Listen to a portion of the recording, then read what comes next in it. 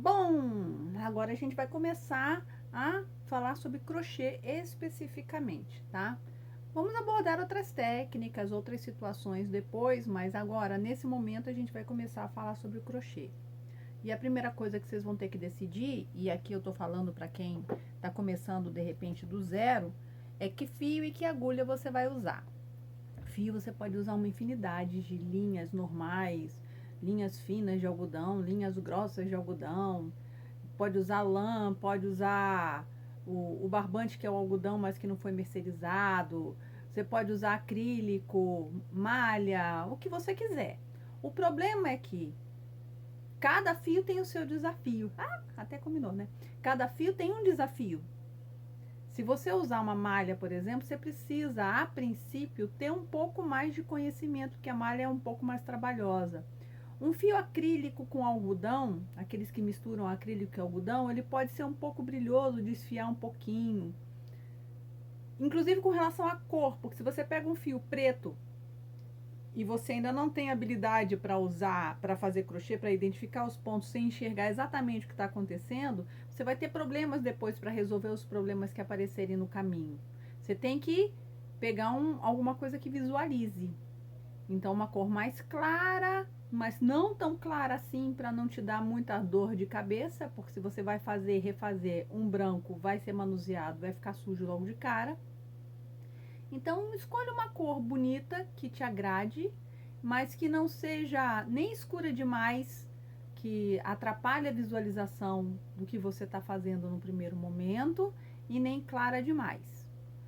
Quais fios eu aconselho? Se você tiver alguma coisa em casa, pode usar o que você tiver, não tem problema. Mas eu aconselho que você use ou um barbante que é aquele algodão mercerizado, que é um pouco mais macio, ou então que você use a lã acrílica, não a lã natural. A lã natural, para quem não está acostumado, também é um desafiozinho, tá?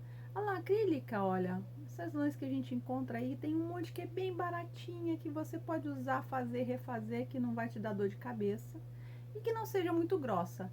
Essa minha lã, por exemplo, ela é composta por 3 fiozinhos, tá?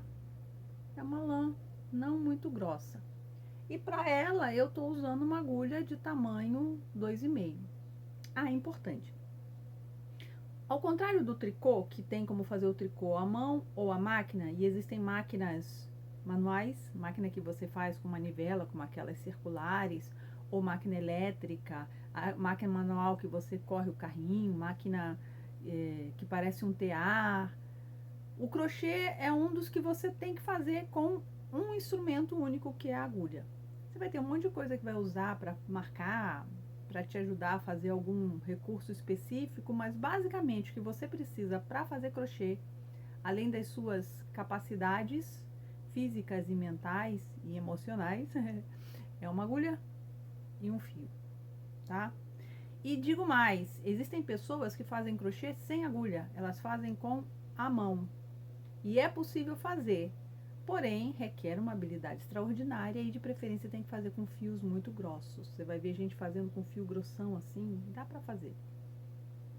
Um exercício interessante é começar fazendo a base do crochê à mão, para poder desenvolver essa habilidade, mas não necessariamente.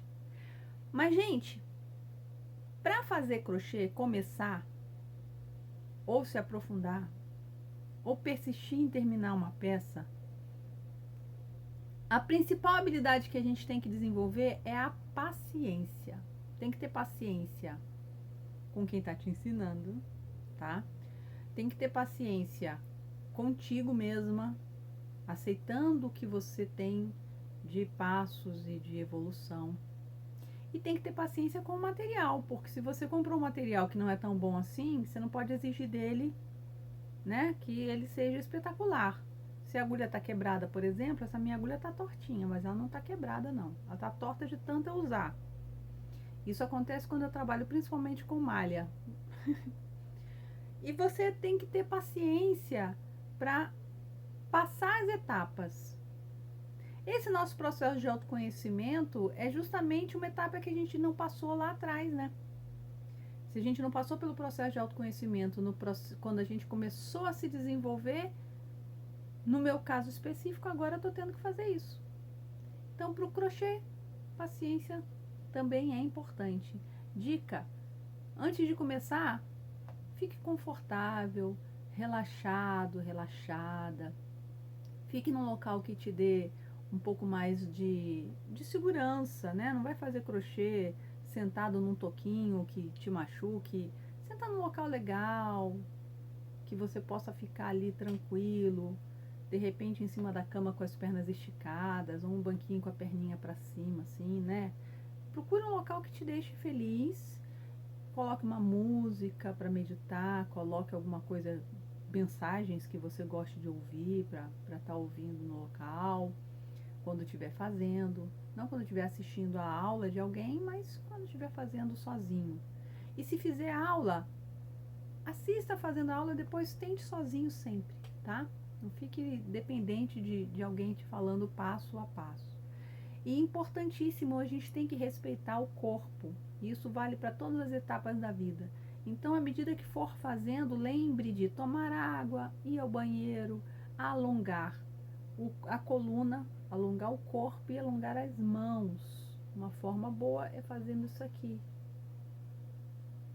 Isso daqui. Um exercício muito simples, mas esticando as mãos e girando as mãos para um lado e para o outro. Você permite que o seu corpo responda à sua atividade.